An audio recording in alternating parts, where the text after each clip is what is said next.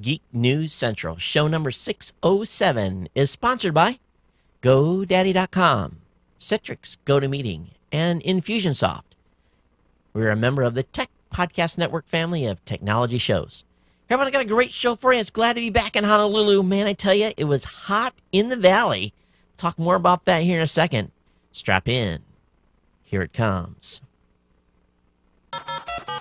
All right, people, I need a go, no-go for the Geek News Central podcast. Digital archive recorders. We're go flight. Microphone. We're go flight. Video feed. Go. Web browser. Go. RSS data stream aggregator. Go flight. Interflux Toddism suppressor. All right. I'm confused. Host readiness check. Welcome to the show. Welcome to the show. Voice ready confirmed. The Geek News Central podcast is a proud member of the Tech Podcast Network. If it's tech, it's here. All right, ladies and gentlemen, we are ready to go. Cue Todd in 5, Button, who's got the button? 4, There is no cause for alarm. 3, Everybody hold on to something. 2, Just press the button. 1.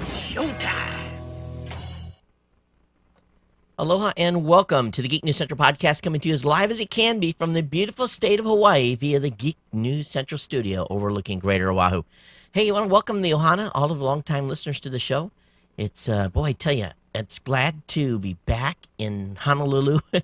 It was like crazy hot in San Francisco. They were talking about all kinds of records being broken with the temperature, and it was in the airport. I guess doesn't get too warm in San Francisco from time to time, but definitely the AC didn't keep up, and I think everyone on my airplane needed a shower before we took off. But got home late last night. I got in here and basically said hello to my wife and checked on the kids and fell out. I've had a very full week, basically attending the set-top box conference, as we talked about before I left to head out to essentially Silicon Valley. We're going to talk more about the set-top box conference on the next show. I have like 15 pages of notes.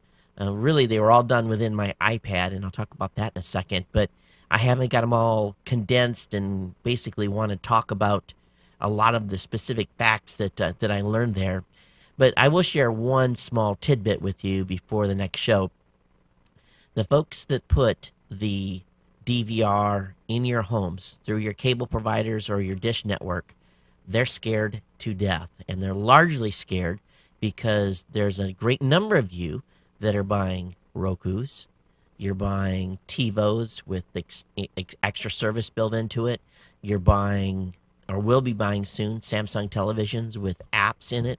So that's largely why they're scared. And they're scared of Voodoo. They're scared of Boxy. You could tell there was fright in the air. And, part of it is that those communities or those companies, those stakeholders, those big monopolies like Time Warner, Cox, Comcast, Dish, and so forth, they have huge numbers of subscribers, but yet they cannot just go out and change boxes out that are in your homes because it costs a lot of money to do that. But let me say this. They're not going to go down without a fight. And I'll get into more about that in the next show. We'll talk about what I learned at Set Top Box Conference 2010 and some of my more takeaways. Of course, if you're a new listener to the show, hey, welcome to the Geek News Central podcast. Make sure you get over to geeknewscentral.com. Check out all the great content over there. You can check out our archive podcasts available via the podcast link on the website. That's where you'll link to all 607 shows here at Geek News Central. And there's going to be more shows coming to you in the near future. I'm going to be starting to reach out to a number of shows that have, or individuals that have talked about maybe doing a show with us at Geek News Central. I'm holding auditions, and we're going to be adding as many as 5 shows to the Geek News Central network in between now and Christmas time. Finally, I'm gotten kind of caught up, so I'm looking forward to being able to take on a couple of these little projects and talk a little bit more why I've been so busy. But get signed up for the newsletter. The newsletter contains everything that I'm going to cover during the show. That'll get delivered to your email inbox. And first, to remind you of the show. Number 2, it'll have all the links to everything I cover, including things that you send me. If you have comments that you want to send to the show, geeknews@gmail.com, or you can send to the voicemail hotline and make an audio comment at area code 619-342-7365. That hotline is open 24 hours a day, 7 days a week, and it's a place where basically you can tell me what you think about the show or add your own commentary to it. Of course, I want to encourage you, if you're not already, to watch the Tech Podcast channel. That's the Tech Podcast channel on the Roku or Boxy, and you'll find my show in the mix there on the video side. And for those of you that are watching on the Roku and Boxy, either on the Blueberry channel or either on the Tech Podcast channel, I want to thank you for watching. I'm starting to get a lot more email from folks. We'll cover a little bit about that during the show later when we get into the email section, of course. But if you're joining us live, either on Justin.tv or Ustream, welcome along. And I know it's kind of weird a day for me to be doing the show, so I doubt, hardly have anybody in the video stream tonight. So, but hey, thanks for hanging out with me, and it'll be fun here. Okay, let me get into, just take care of a little business here. Hey, GoDaddy's been a long-time sponsor here of the show. And if you're looking for a domain name, if you're looking for a server, whether it be a shared hosting account, a virtual dedicated server, if you need a little more oomph, or if you need to go really in the Mac Daddy and go with a dedicated server, GoDaddy has it all. Plus, they've got mailing list applications. They've got SSL certificates, so you can run your a shopping cart on your site secure. They have all different types of tools that you can use to really beef up and amp up your online presence. And they really make it easy. It's all very menu-driven. It's a piece of cake. So if you're thinking about picking up and get started online or adding to your current bevy of domain names that you may have, consider GoDaddy as your new domain register. And if you're a new customer over there, use my code GEEK199. That'll get you .coms at $1.99. You can't beat that anywhere else. GEEK199. That code, I'm hearing, is being rapidly utilized, and I don't know when it's going to stop working. So get out there and check out GoDaddy. Of course, I got all kinds of promo codes that you can use at geeknewscentral.com/GoDaddy, and you'll find my code Todd will save you 10%. Todd20 will save you 20% on a one-year shared hosting account. Geek5 will save you 15% on orders $20 or more. We've got some $20 coupons, a whole bunch of stuff there, so definitely check that out. And thanks for GoDaddy for being a long-time sponsor here at GNC. All right, let's talk a little bit about a new initiative I'm going to be bringing here to the show. Part of the things that I've been doing over the last 2 weeks has been really, man, I've been heavily engrossed in Q4 negotiations with our advertisers. And there's going to be some changes coming in Q4, but it's really a, for a better word, it's taken up a lot of my time, overwhelmingly so.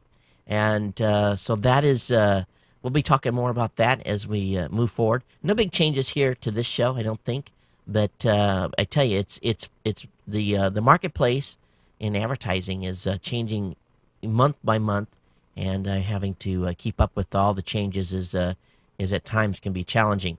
But one thing I'm going to start here at the show, and this is completely new. Some of you have seen my media kit and have an idea what it costs to sponsor the show here, and but we're always looking for new companies that are, considering to start advertising in the podcast space. And we always feel it's a great place for them to start is right here in this show as a test bed, because you all have been a superbly loyal audience in supporting the sponsors from month to month and year to year. So what I thought I would do, and this is something we do over at Raw Voice, but I thought, why don't I do this on this show? If you have a relationship with a company and you think that they would be a good fit as a sponsor here at the show, if you introduce me, and that introduction results in a advertising buy, I'm going to set forth a standard finder's fee of 25% for this show. So if you find an advertiser that comes into this show and advertises, I'll reward someone a finder's fee of 25% for the first 6 months, and then 10% for the following 6 months if they continue on as an advertiser. And we'll even talk about maybe even extending that. So again, a great way for you to be rewarded as a listener of this show by helping us find new sponsors while at the same time, cashing in on a finder's fee. And if that grows into a bigger sponsorship over at Raw Voice, that finder's fee can turn into a pretty healthy sum of money based on our 10% that we give over there on gross amounts of money that you would earn. So love to take any inquiries, and if you want to know how the process works, just email me. And again, this needs to be all on the up and up. I want it to be ethical. I don't want you to, if you just do an introduction, it'd be great, and that would help out. And that's using the social power here of the audience. All right, the Roku giveaway. Next show, we're going to be giving away a Roku. And what I've asked you to do on the last show was to send in your top 5 non-mainstream news sources. And here's the key. I got a bunch of you that sent me TechCrunch, Gizmodo, Engadget, O'Malley, and like 4 or 5 that were like mainstream, top 50 tech blogs. I want your top 5 non-mainstream news sources, places you go that are kind of obscure, that really doesn't get a lot of traffic, but maybe by you. Send, again, 5 non-mainstream sources. Email those to me at geeknews@gmail.com. And then when we get ready for the giveaway, I'll just do a random pick, and one of you will win a Roku. Now, of course, this week while I was in San Francisco, actually in San Jose, Apple announced their new initiative with the new iPods. Of course, I was sitting on, I'll tell you what I was actually doing. The conference that I was at was going on, and I was actually watching the keynote with an earbud in my ear and watching it on my iPad. So I had it turned on, and I was watching it. And they were all talking about, well, if we hear about news about what Apple announces, we'll text it. Everyone around me was watching the screen of the iPad. I was the only one that could hear it, so it was kind of fun to hear and luckily the speakers that they had that hour were kind of so I wasn't missing much. But of course, they announced the new Apple TV. Kind of mixed reviews and mixed thoughts on it so far from me, just based upon the simple fact that no apps. I was pretty blown away that they didn't go there. Maybe in the future they will. Of course, I pre-ordered 2, and the reason I pre-ordered 2 is that I'm going to have one on hand here to give away to the audience. We'll come up with a new contest on that probably next week, and I've got kind of a little tricky way to do a contest next week. So we'll announce that next week, and you get a chance to win an Apple TV. Okay, what else? Sponsor tweets, those emails go out tomorrow. So all of you that have been waiting on that email, that comes out tomorrow. So we'll get you guys kicked off finally. I pulled a 4 a.m. Working session while I was in San Jose. Why I did it, I don't know, but I just had so much work to do. I was backed up. So it was kind of a drag in about 3.5 hours sleep working the next day during the show, and but it was worth it. It got me all caught up. Hey, again, subscribe to the show. And you'll find that, of course, at geeknewscentral.com. You'll find the link there. And, of course, the listeners from 170 countries worldwide, thanks for being here and being part of the Ohana. And those of you, again, watching, whatever way you watch the show or listen to the show, thanks for being part of the Ohana. Okay, let's take care of one piece of business here, and then we'll get into the full-blown content tonight that I have on the tech side. So, Citrix has been a longtime sponsor here. And you guys know that I use GoToMeeting. It's a product that I cannot really live without. I use it on a daily basis. I even attended a meeting in the hallway via my iPad this time, which was pretty cool. It was the first time I practically used it. And here was a cool thing, was that this event was at a Holiday Inn. And Holiday Inns, I'm thinking to myself, is a Holiday Inn really, is a place to have a super duper bandwidth? That's getting 22 megs down and 12 megs up in a Holiday Inn. Now, it must be because it's San Jose and Silicon Valley area. They must demand that kind of speed. But I was like, 22 megs down and 12 megs up? I just couldn't believe it. So even at the conference, bandwidth was plenty.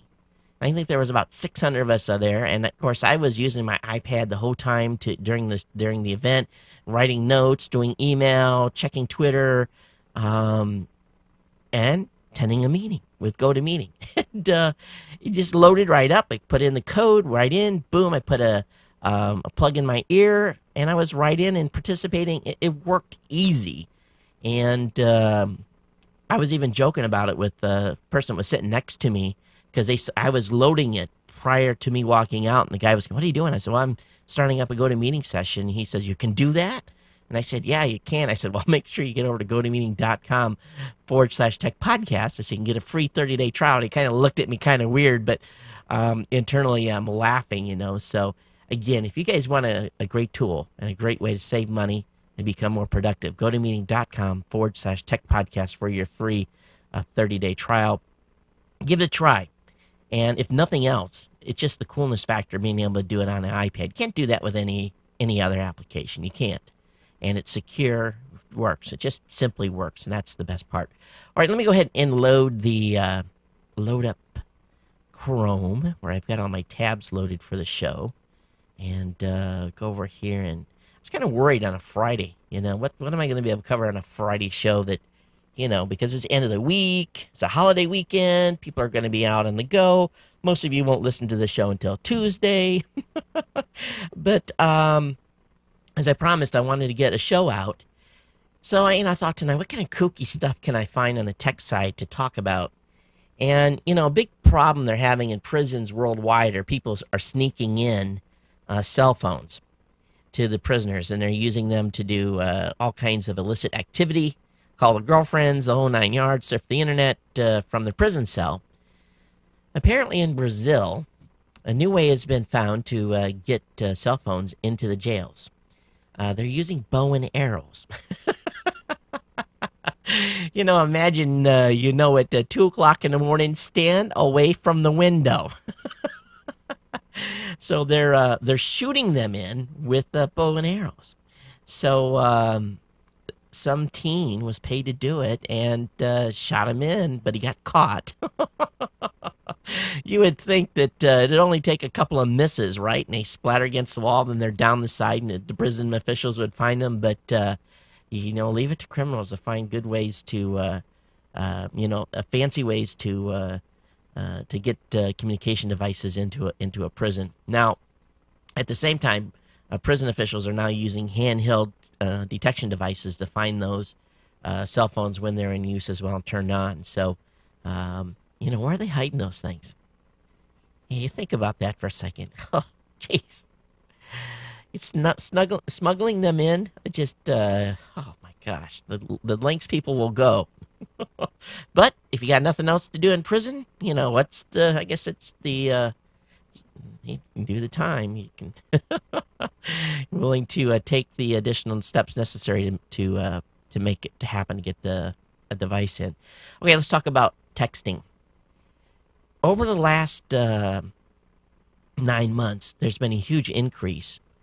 65% of adults are sending and receiving text, as compared to September of 2009. I guess it's almost a year, where 72, what does it say? Texting by adults has increased over the past 9 months from 65% of adults sending and receiving text to 72% texting in May of 2010. They're also saying adults are typically sending about 10 texts a day. Teens who text send a median of about 50 texts a day. 5% of all adult texters send more than 200 text messages a day, or more than 6,000 texts a month. So that means those of you that are considered 18 and above, or adults, are sending more than 200 texts a day. Come on, get a life.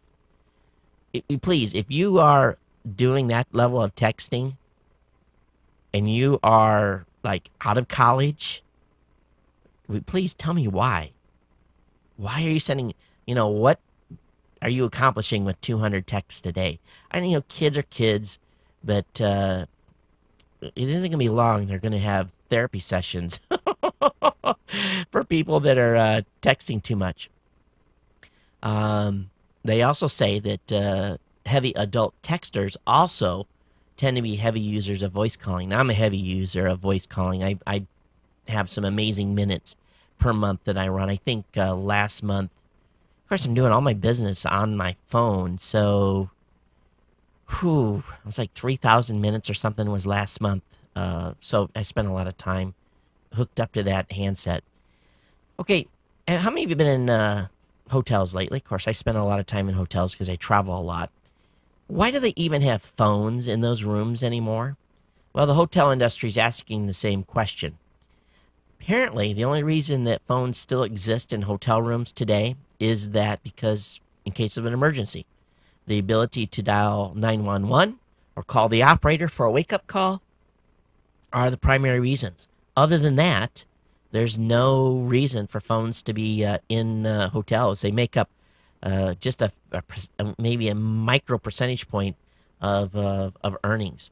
So kind of an interesting take there on that. Well, I guess that makes sense, but you think at some point that they would have some other type of simplified device.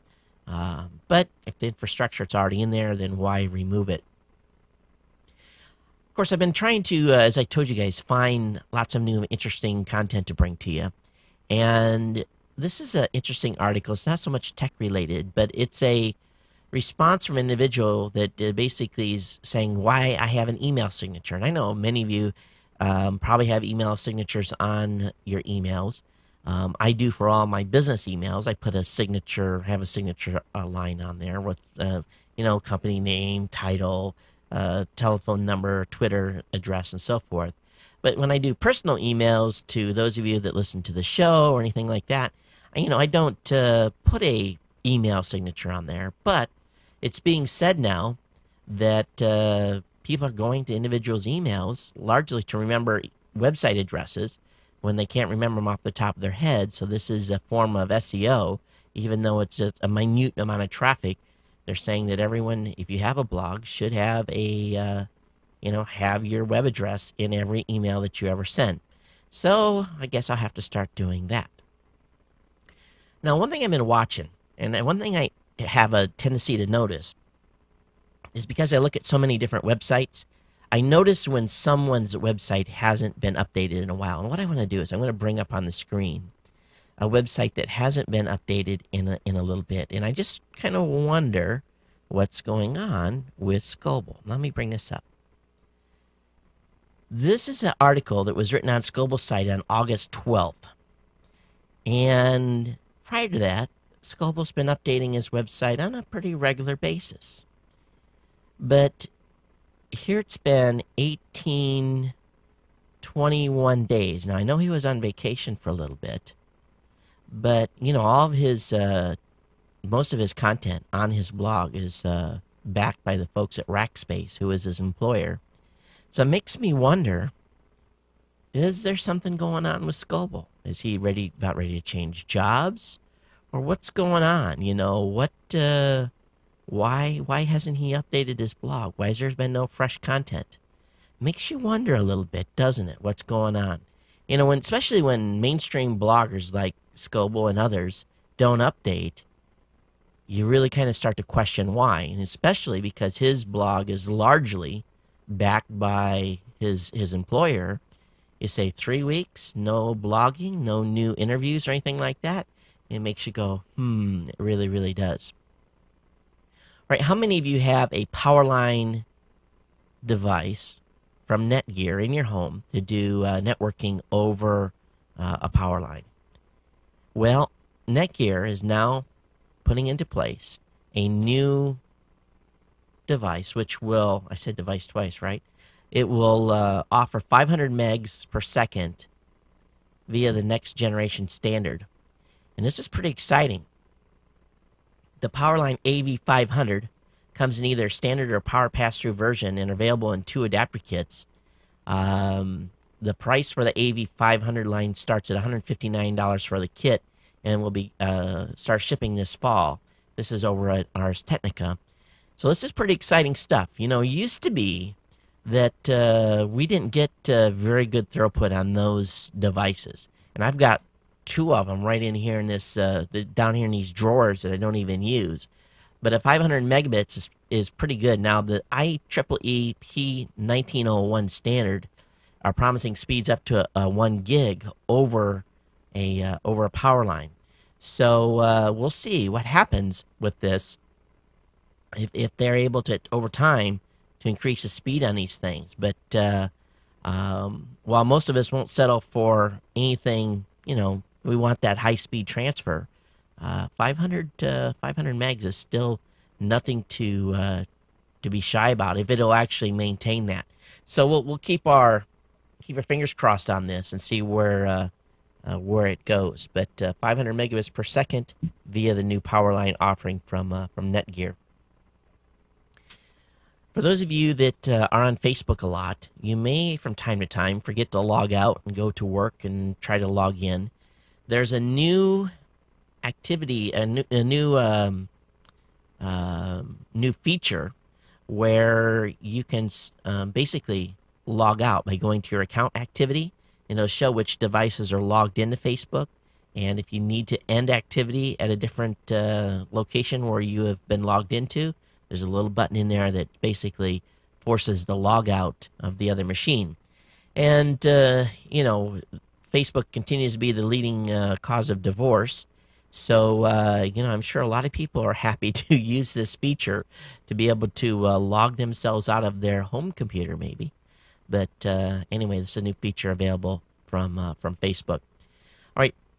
While I was, of course, in California, the folks at Twitter came out with their iPad app, and I've been using Twitterific up to this point, and I was pretty stoked to load this and try it. It has a pretty nice little area for writing, and then it has some pretty cool features. Like, I've got this up on the screen, and it basically shows the timeline, and then it shows the latest tweets. And then if you click on one of the tweets that has a hyperlink, it automatically pops up a window that loads the article basically in the Twitter window without actually loading the whole web page. If you're not happy with just the summary that they provide, then you can click it again, and it'll take you to the full website. So lots of cool features with this. And I was actually pretty impressed. I really, really was. And then if you're on an article and you want to forward it or retweet it, everything's right there to be able to do so. And you can go and look at people's profiles real easy. I think it's probably one of the best. Well, Twitter, I think, has hit a home run with this app for the iPad.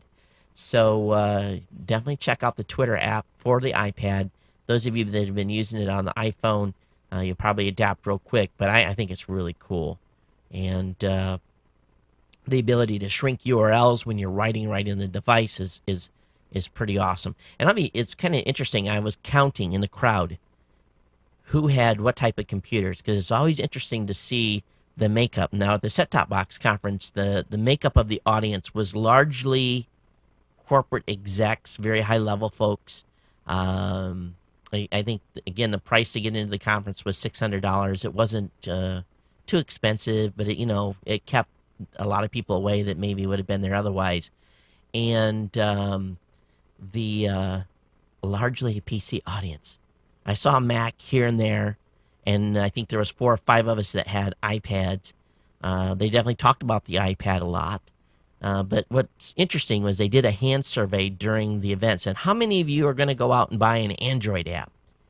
And not a single hand in the audience went up. When he asked how many of you had iPad apps, there was a 15, 20 of us that had them, which kind of shocked me, really. And no one had a PC tablet, but you could just kind of tell as looking around the group. Then another thing that I noticed was watching Twitter. There was officially 6 of us that were twittering the Set-Top Box conference and using the hashtag STB2010.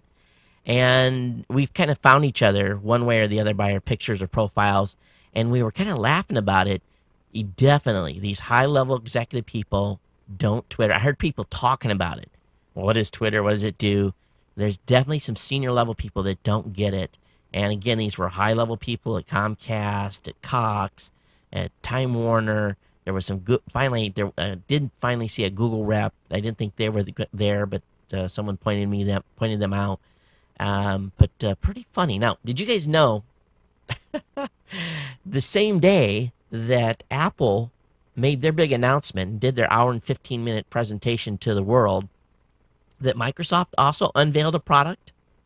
Well, if you didn't know, they did. And that just goes to show you the difference between a Apple event and a Microsoft event. Now, of course, the event at Microsoft was, they didn't need to spend $1 million to announce a new mouse. They had introduced the Microsoft Arc Touch Mouse. Available now for $69.95, going to be available in stores January of 2011. But, they made their announcement and Apple made theirs. So a big delta there, really. How many of you have a loved one or a family member that is doing dialysis, kidney dialysis? My wife's uncle, he's been on dialysis now for a while. I think we're going on 3, maybe 4 years. He's older, very hard to get a kidney at his age. And, it's tough because dialysis doesn't complete, it's not a perfect science. And many times folks that have kidney failure are going to spend a couple days a week hooked up to a dialysis machine. But the U.S. renal data system, which is being designed, which costs roughly $75,000, the U.S. renal data system estimates that dialysis costs roughly $75,000 per year per patient, and with more than 350,000 patients on dialysis, Medicare via taxpayers spends 6% of its total budget on for treatment for kidney failure. Now they're coming up with a group has come up with a potentially breakthrough device that is going to be able to be implanted into folks that are in the throes of kidney failure. And what they've done is they've taken the design of what was originally a room-sized machine and shrunk it down to about the size of a coffee cup that potentially will be able to be transplanted into thousands of and tens of thousands of potential kidney dialysis patients. And they're saying that this device is going to be very effective and may actually work a little better than the regular dialysis system would. So they're very excited about this. And with kidneys being on a shortage, never enough kidneys for the number of people needing kidneys. And largely it's because people that get a kidney oftentimes will need another one 10 or 15 years later. So this group is mimicking a proven treatment, so they're excited about it. They've been testing on mice and rats up to this point. At some point here in the near future, are going to be going into human trials, and teams from Cleveland Clinic, Case Western Reserve University, University of Michigan, Ohio State University, and Penn State are all involved with this. So there's hope out there, and we'll see how long it takes for this to make it to market. All right, how many of you live in areas where it's very bright? And even at nighttime, and you get ready to go to bed, you still get a certain amount of street light, or it's maybe city light, ambient light. There's evidence out there in the Health Tech Center where those of you that are getting, that have a lot of light in your area, you have a much higher rate of cancer. Cancer risk is much higher because what's happening is, and this was research done at a university in Israel, I believe, where they have shown a clear link between light at night and cancer in mice, with the suppression of melatonin playing a key role. So it's basically because the amount of light that your body's being exposed to interferes with the body's natural production of melatonin. Of course, melatonin is a hormone released during the dark hours of a 24-hour cycle and linked to the body's cycle of night-day activities. I must not get very much melatonin. I only sleep 4 or 5 hours a night max. So this is interesting. The researchers studied 4 groups of mice injected with cancer cells. The first was exposed to 16 hours of light and 8 of darkness. The second to the same hours, but with the melatonin treatment, and the third to 8 hours of light and 16 of darkness, and the fourth the same percentage basically the one that had the biggest cancer growths were the ones that had the most light exposure. So I'll have the link up in the show notes for you to check his article over on CNET. But keep your rooms dark, folks, and don't let that exterior light get upon you. So another reason to help with basically keep the cancer risk down. Do you guys think the Apple iPod's getting old? This is a question that's asked over at CNET. And I had to laugh because, I remember that Saturday Night Live skit where, the iPhone was getting so small and they held up their hands. Oh, don't you see my my new iPod? But truly, the iPod now is getting about the size of, what is it, 1 inch by 1 inch or something? And they were pretty snazzy on how he's introduced this. Their products always look cool. But, how many times do you repackage this thing? And, I don't know. Now, the iPod Touch, the update to that looked pretty nice. And, the mini one with the small screen looked pretty cool. But, I don't know. How small do we need to go? And what do you guys think about the whole new iPod lineup? Does it matter anymore? I'd love to hear your thoughts. geeknews@gmail.com, voicemail hotline 619-342-7365.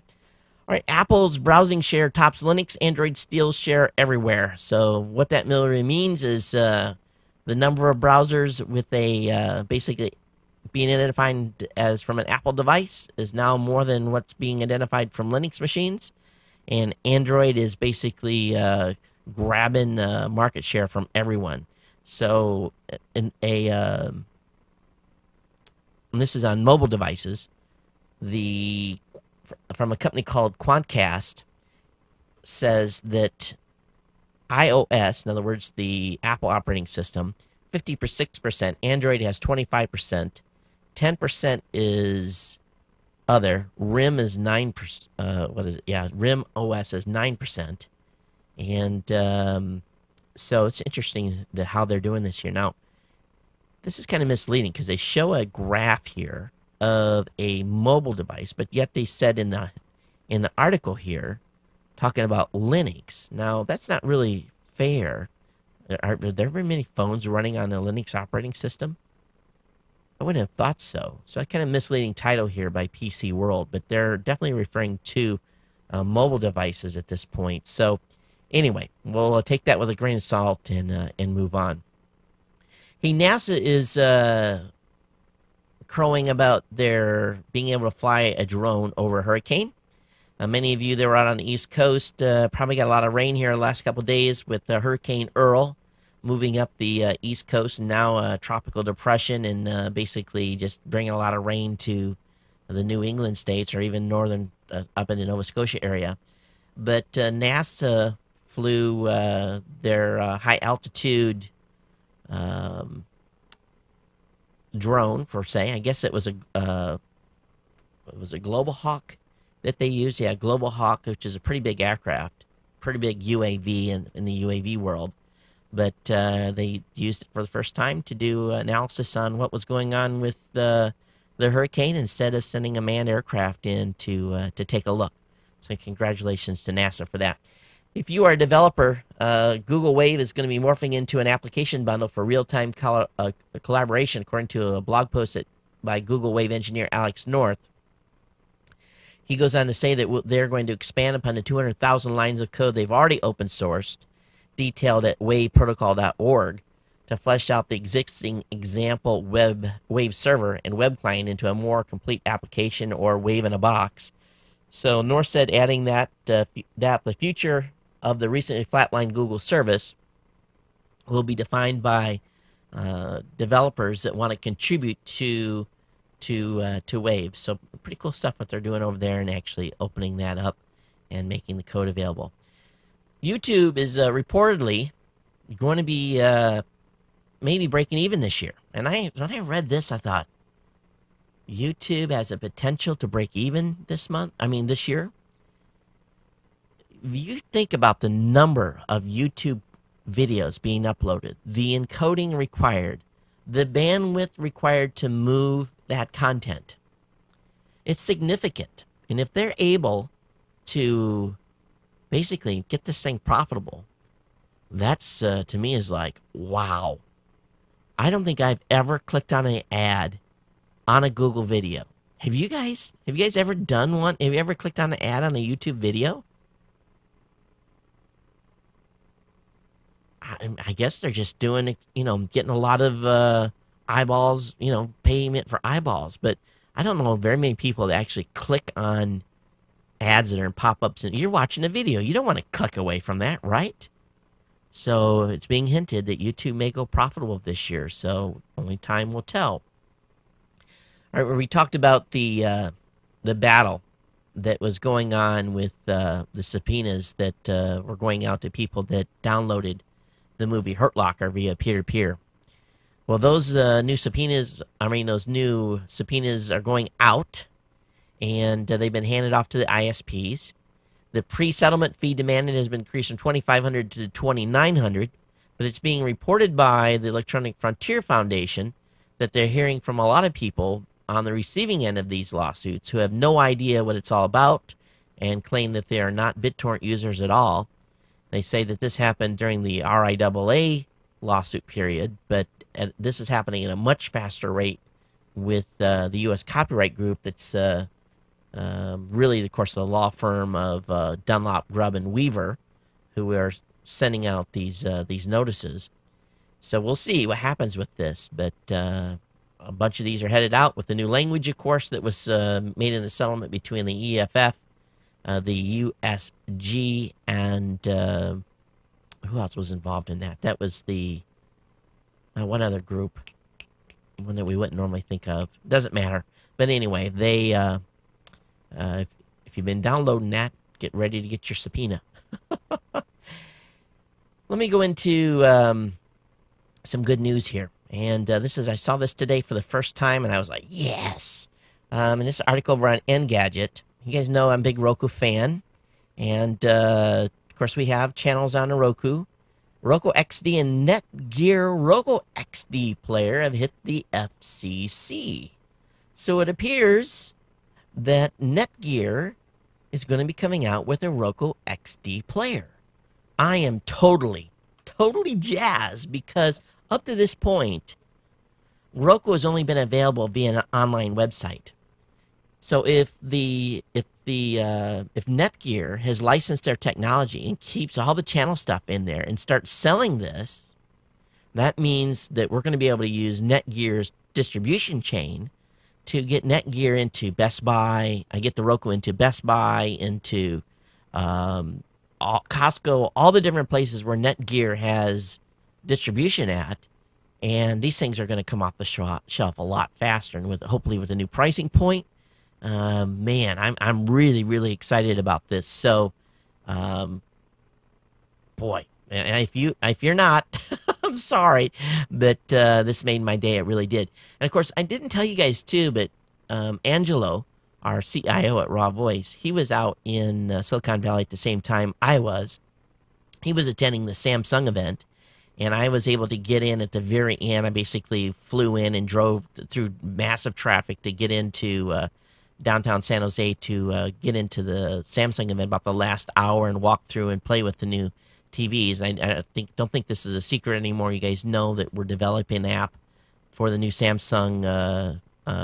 Basically, everything it's basically in the Roku and the Boxy, and then Vudu is going into the Samsung platform. This is going to be their own platform, so we're developing an app for that. And so I'm excited about where they're going and us being in that device here in the next few months. So potential 6 million sets that are going to be sold with their application layer built in, internet connected TVs. So it's going to be cool. So if you're waiting to buy a TV, wait. There's much better ones coming very soon. Hey, Verizon officially announced prepaid smartphone data packages. This is, boy, I tell you, after a whole flood of announcements by other companies, Verizon has officially announced its prepaid data plan for smartphones. A new 3G prepaid data package will offer smartphone users unlimited data for $30 a month. That's cheaper than what I'm paying right now. That's the thing that makes me angry. Now, here's the trick. The prepaid smartphones include, now this is only smartphones. This is not a card, not a data card. This is a prepaid smartphone data package. So you can buy a BlackBerry, you can get an Android, you can get a Pixie Plus. For $30 a month, you'll be able to add unlimited data to that device, but it's not anything to do with their their sticks. So it doesn't say if they're going to allow you to tether or not. Be cool if they would, but only time will tell. Hey, those of you that are business users, I want you guys to I want to call attention to a cool company we're working with. It's a company, it's called Infusionsoft. And if you guys get a chance, what we'd like you to do is check out Infusionsoft. They have some pretty good offerings. If you're a slave to your small business, or if you're missing out on games, recitals, and holidays because your business needs you and you can't get away, Infusionsoft can help. Infusionsoft has helped thousands of overwhelmed entrepreneurs put their businesses on autopilot and really get their lives back through the power of automated follow-up. You guys can see on the video portion here that they've got some cool tools. And basically, if you go over to infusionsoft.com/pod1 to see it in action, you can do so. And all you got to do to check and basically get more information about their services, fill out this little questionnaire, watch a demo video, and if you like what you see, you can continue on. And they will probably try to follow up with you. And if it doesn't something that you're not interested in, just go ahead and ignore them or respond to them. But this is pretty cool product, and we've been playing around with their different services, and I like what they have to offer. So check out Infusionsoft. I'll be talking more about what they have to offer here in the coming weeks. I want to bring your attention over to a article that's on GNC, and I covered a little bit about it in the last show, talking about Twitter and their move to authorization, OAUTH. And that, of course, happened. So a number of apps failed that were not updated. Most of the primary apps were good, but some folks found some of their apps not working, and are still waiting for them to be updated. So, were you affected by the change of the authentication protocol by Twitter? Did any of your apps die? If they did, love to hear your feedback. geeknews@gmail.com. Voicemail is 619-342-7365. One thing, too, another article over in Geek News Central that was written by Suzabel, and she responded to my inquiry, or basically my bashing of Hotmail all the time, and she says, Todd likes to ask the question, why is Hotmail still around? He asked about it last week. It's not a huge mystery if you work in academics. She goes on to say, Hotmail, in the form of Windows Live, email exists on a great number of campuses across the country. So she goes into the reasonings why Hotmail still exists, and she had sent me an email on this. We covered it in the show, but I wanted to follow up. You guys can check this out on the website at geeknewscentral.com. Another article that was really a good one here. Oops, I brought up the wrong thing. Let me copy, and let me go ahead and paste and go in here.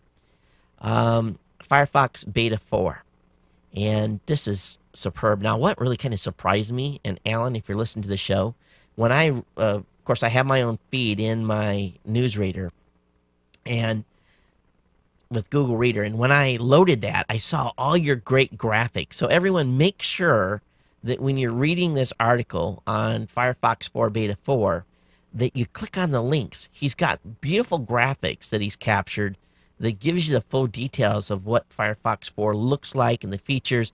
This is a great article. Thanks for Alan for putting this up, and another great contributor at Geek News Central. Now, we had been invited by the folks at HP to attend a non-disclosure event, basically go in and talk about, they basically were introducing their 3D laptop line.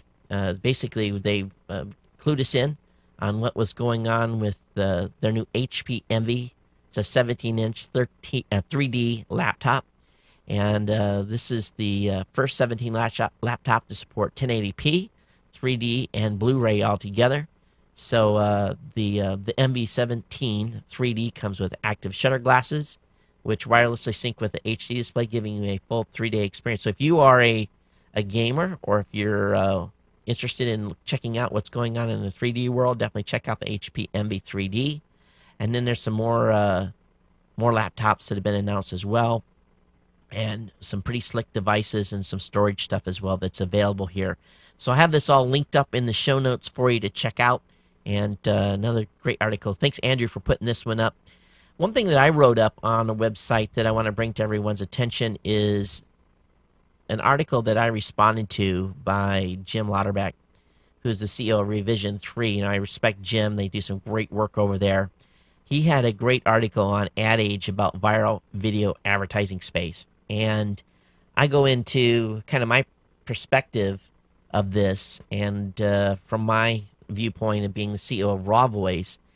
And basically, here's what he quotes. Online, this is what I took from his article, and I'll let you guys should go over and read his article. But he says, online video creators, advertisers, and producers have an unhealthy fascination with viral videos, and that the obsession is dragging down the entire industry. Why? Because viral videos are at the core no better than and he uses a fancy word here, fluff-a-mutter, white bread sandwich delivering little or no value to anyone. And I basically followed up, and it basically said that I understand this frustration that I have when I talk with media buyers. Most are hung up on videos because it really has that coolness factor. And while at the same time, really about 99% of the media buyers is ignoring serial content. Of course, Jim and I both are in the business of serial content, or, creating advertising around serial content. Now, you guys know, because you watch this show, you're a loyal audience, that, what advertisers bring, and you support the advertisers that support the show.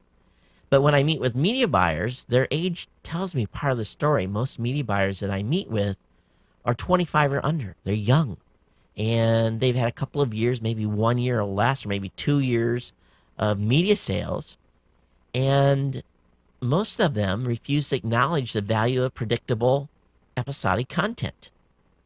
Instead they pay $4 or $6 CPM to YouTube and try to latch on the viral video.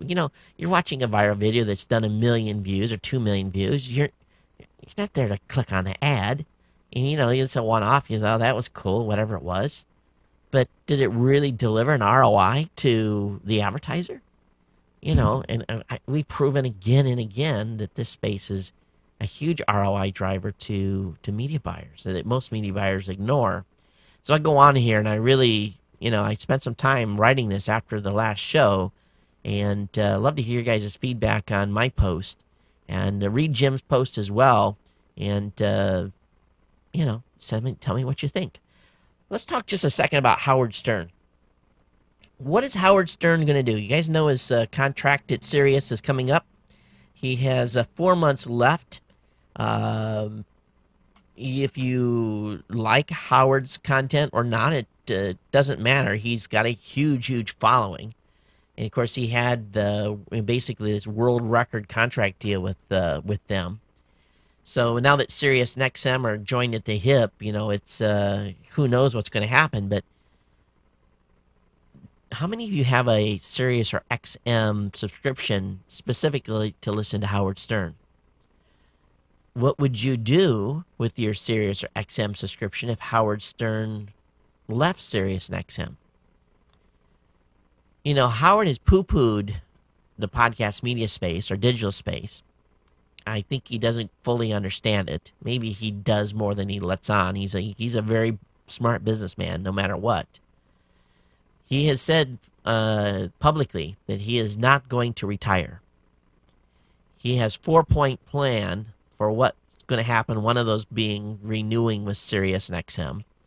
But the question will be, what does he do? If he has been out of the box, for 4 or 5 years now. He's been able to say anything, do anything, show anything, you name it, he's done it. And it's definitely not child safe. Most stuff is not work safe. So where does he go? What does he do next? How can he top this? And I don't think he can. I don't think he can go back to terrestrial radio. He might be able to if someone offered him a big bag of money. Probably multiple armored cars full of money. But would he be able to bring his content onto the net and be able to charge enough for it to cover his, he's going to have huge, massive bandwidth bills if he goes completely digital. Because his fans are going to, I can't even, it scares me to think about what his bandwidth bill would be a month. And, he's going to have to have a pretty healthy subscription fee. So if Howard left Sirius, would you pay $20 or $25 to listen to Howard every month? Would that be, or what would you pay? And not have the ability to listen to the other Sirius channels, which you're paying for otherwise. So for those of you that are Howard Stern fans, I guess the question I have for you is, what would you pay for Howard Stern alone? If he went completely digital and was no longer on XM, not on terrestrial, the only way you could get him was through a subscription digitally, and you could stream his show live via the internet, get it via podcast and so forth, how much would you pay? I don't think, in all honesty, that this would do well for him. He's a live type of guy, live streaming. Most of Howard's fans are, a lot of Howard's fans are long haul truck drivers, so it's not like they can stream the show. They wouldn't be able to hear it when they're on the road, so we'd lose all the audience that now can get him via XM and Sirius when they're mobile. I'll be honest with you, I think there's no way in the world that he is going to leave Sirius and XM. I think he's going to renew for a certain amount of money. I don't think they can afford to let him leave. I think there's no way in the world that he is going to be able to do it digitally and be able to reach his entire audience at the time frame and the way he wants to. Maybe I'm wrong, but I'd love to hear you guys' thoughts on this. And this guy could change the game plan for all. He could really open it up for all of us to do something different. So we'll see. Are you a user of the Vox blogging service? Folks over at Wired are reporting that the folks at 6 Apart are going to shut down Vox. Users have until September 30th to vacate the premises. After that, Vox will be gone. So there are several export options. 6 Apart has instructions for moving you to Typepad, Posterous, or even WordPress. And, oops, you see me do that? Let me do that again. There's also an option to move your photos and videos over to Flickr as well. So we'll see. We'll see what happens with this. But move now or forever lose your content. One of the most funniest things I think I've seen in a while, and I don't know if I can show this, and let me actually bring this up. Maybe you guys can hear it. I gotta have you guys listen to this. It's a YouTube video. Now let me go ahead and play it, and you guys listen in. Just let me go here, okay? It's a guy brushing his teeth in the woods. Just tell me you hooked up with that chick the other night. I'm sure you did. I'm sure you did hook up with that chick. Will you leave it alone, please? Damn bit behind you. What? Bit behind you. Shit! I tell you. So anyway, this bear is walking into the camp, right? And his buddy's telling him, shoot the bear, shoot the bear. And he says, I don't want to shoot the bear. And it gets to the end, and there's a pop-up that says, shoot the bear, don't shoot the bear. That's at the very end of the video. You click it, it brings you to a page on YouTube where this multimedia ad happens, and then at the very top, it erases the title at the top of YouTube, erases the title where it says a hunter shoots a bear. It says a hunter, and it leaves a blank in between hunter and a bear, and you type in whatever word you want, and the video continues to play. This is pretty cool. I tried a number of words, some safe for work, some not. You can imagine what you can put in the middle of a hunter blanks a bear and put whatever words you want in there for blank. And just do it. Just go over and check this out. I guarantee you're going to spend at least 5 minutes putting in different words. You can try the word tickle or kiss or hug or whatever other word that comes to mind, and play it and just see what happens. I'm sure you're going to have a lot of fun with this. I promise you will.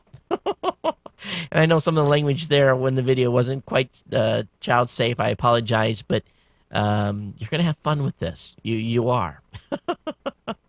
I promise.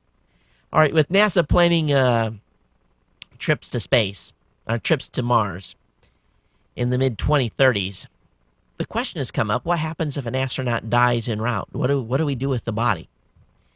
And a new company has come up with a coffin for burial at space. Not burial at sea, but burial in space. And this is interesting. Now, the question I ask is NASA or China or even Russia, whoever, I'm sure it's going to have to be some sort of a partnership that does this trip to Mars, would they be willing to sacrifice storage space to carry a coffin of sorts? So that's a question we haven't answered or thought about.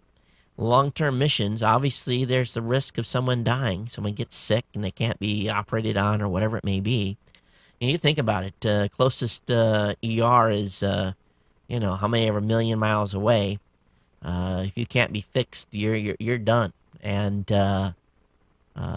what do you do with the body if you're in transit? Pretty easy to figure out what would happen if it happened on the planet. But good thought, something to be thinking about, and hopefully we'll never have to bury it when it's in space. All right, over on Boing Boing, Resignation Cake Sender is invoice cake delivered to people.com. There was an article last year where a gentleman by the name of Neil Barrett quit his job by presenting his boss with a resignation letter on a sheet cake. But that article, or that picture of that sheet cake that was delivered to his boss, was basically picked up by people.com and run without attribution.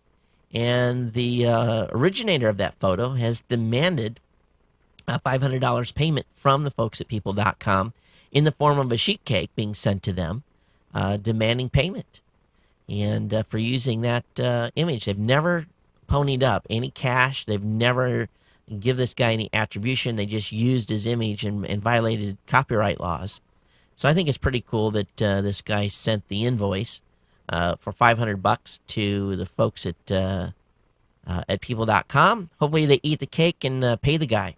I think he should be paid, because they would definitely tell us to take their pictures down if we used them. All right, let's talk about Ping, this new service that the folks Apple brought up. Been a million pings today, but they've had a little bit of a spam problem.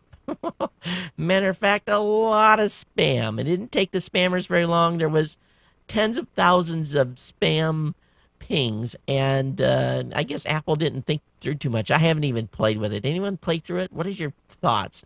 And everyone's saying they failed just amazingly bad because they called it a social network. And it's not a social network. It's really not. They should. I just don't get it. I really didn't. You guys use it? What do you think? Tell me what you think. Again, geeknews@gmail.com. Voicemail hotline 619-342-7365. Apple has posted a dedicated page detailing the new features coming to the iPad in November on iOS 4.2. So you can check out all the new features. Pretty cool feature list. The iPad's definitely going to get more powerful. Those of you with the original Apple TV, you're not getting an update. They're not going to update it, at least anytime soon. So we'll see what happens. You're going to be able to continue to be able to purchase movies and TV shows through it, even though it's rental only. And finally, I have to give the guys over at makeasign.com credit here. And of course, this is the Labor Day weekend, and I'm sure a few of you are going to be, how should I say, enjoying a few suds But if you want to have a very cool cooler, they've got a how-to to build a solid ice beer caddy or whatever drink you want to put in there. So pretty little cool thing. They'll show you how to make it in the short YouTube video. A lot of fun. Now, my wife and I and kids, we're going to do a staycation. Sunday morning, we're going to load the kids up. We're going to go downtown in Waikiki, check into a hotel, and act like a tourist. I mean, my wife makes sure that they had a jacuzzi and a pool. Pool for the kids, jacuzzi for me and her. And we're just going to kind of kick back for, Sunday and Monday. But I'll be back here, probably a little more sunburnt on Monday night for the Monday night show. So don't forget, we'll be here on Monday. And if you want to finish out your Labor Day weekend by watching the show, we hope you'll come out and hang out with us. But I do have a few emails to get into before I wrap up tonight. Got an email here from Jim. He says, "Hey Todd, NASA releases a NASA app HD for iPad, and he says this is available online. So I'll have this linked up in the show notes for you, Jim. Thanks for that. I definitely appreciate that." Got an email from Jeff. He said, "Here's a link for you if you don't already have it. That is, I hope to see this kind of tech before my time is up.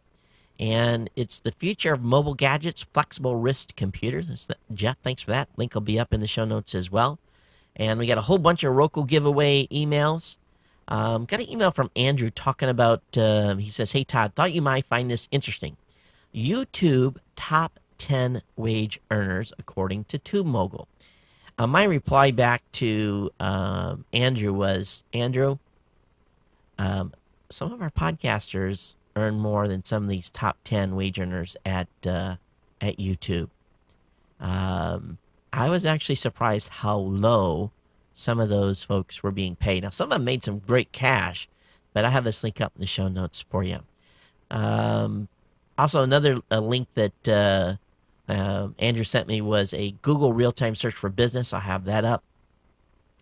And I think that was it. If I missed any emails, I'm sorry. I was on my iPad all week, and if I didn't copy them over into the right folder, scold me via email. But really, that's it. Kind of short show tonight. We're at about an hour, 7 minutes or so into the production. But I want to thank everyone for hanging out with me tonight. It's been a pleasure to bring you the show on a Friday evening. Let me go through my list and make sure that I've covered everything that I wanted to talk about earlier.